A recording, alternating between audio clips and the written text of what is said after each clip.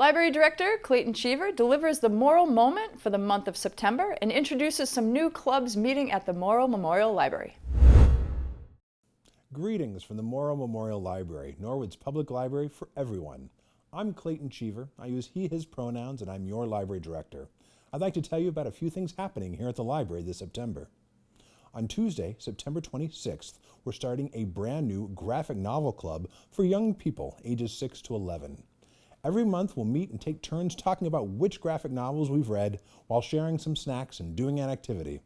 There are no assigned books, so just bring a smile, be ready to talk about your favorite graphic novel. If you need some suggestions, ask us anytime.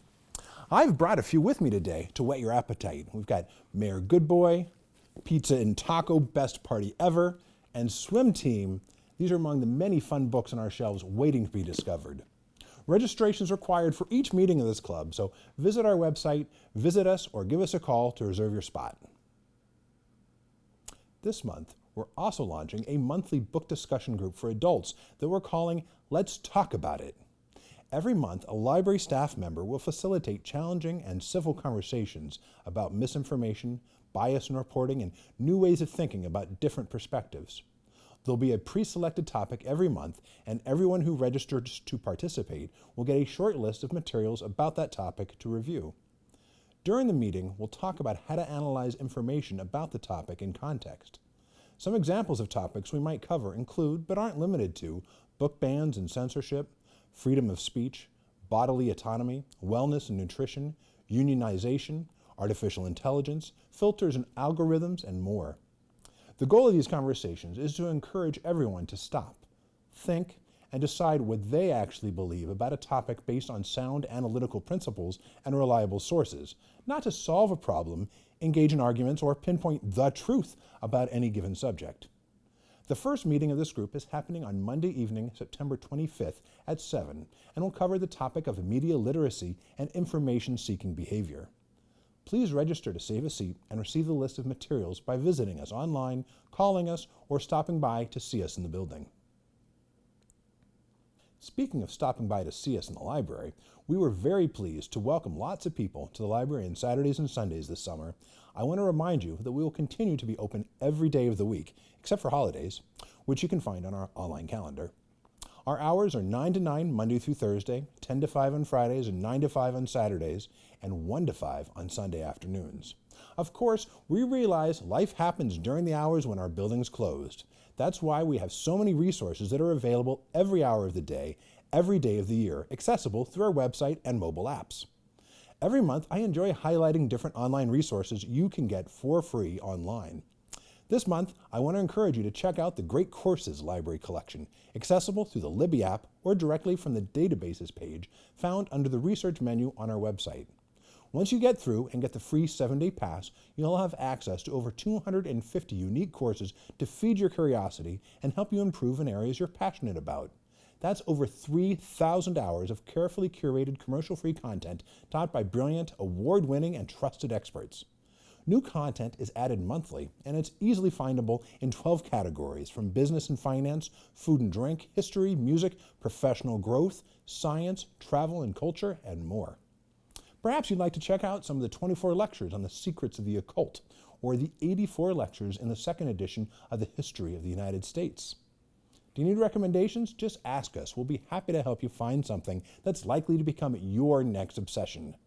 Maybe one or more of the 36 lectures on how to draw are more your speed, or perhaps one of the 24 lectures on understanding investments. Music theory, we have hours. Engineering failures and the lessons they teach, we have hours of lectures about these too. I challenge you to look and fail to find something you find totally fascinating to learn more about. I've brought some books with me today I'm excited to tell you about.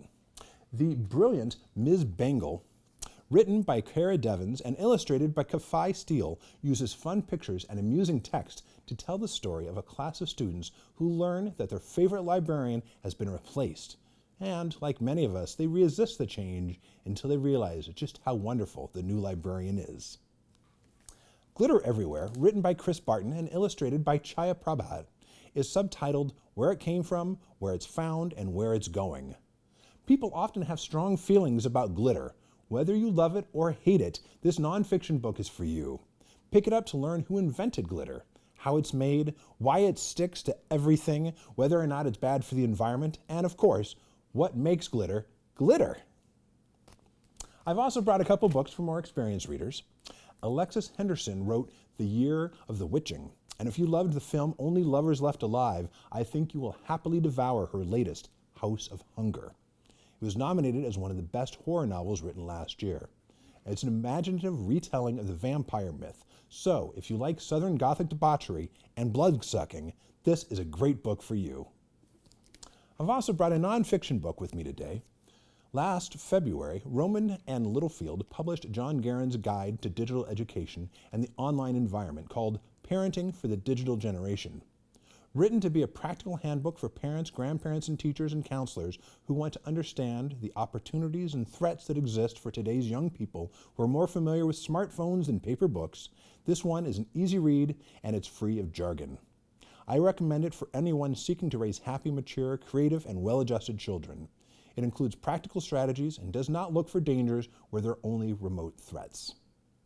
I could talk about books all day. We have so much more here at the library.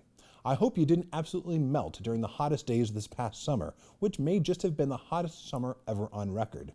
As we're confronted with these intense temperatures, it seems only natural we step up our game in measuring temperatures, and we have just the tool to help you do that. Our infrared thermometer is so easy to use. You simply point it at something, please, not your eyes, you pull the trigger, and read the temperature of the surface. With a handy guide to calibrate it, depending on what the surface you're measuring is made out of, this tool can help you quickly spot where heat's sneaking into your home or cool air is sneaking out. Once you know where the holes are, you can find ways to block them and stay more comfortable. One of Norwood's hidden treasures is our library of things, and this infrared thermometer is just one example of the many things we have in our collection. I encourage you to check out our library of things online to get inspired for all the ways you can benefit from our shared treasures. This has been a Morrill Moment. From everyone here at the library, I wish you and yours a safe and happy September. We look forward to seeing you in the library.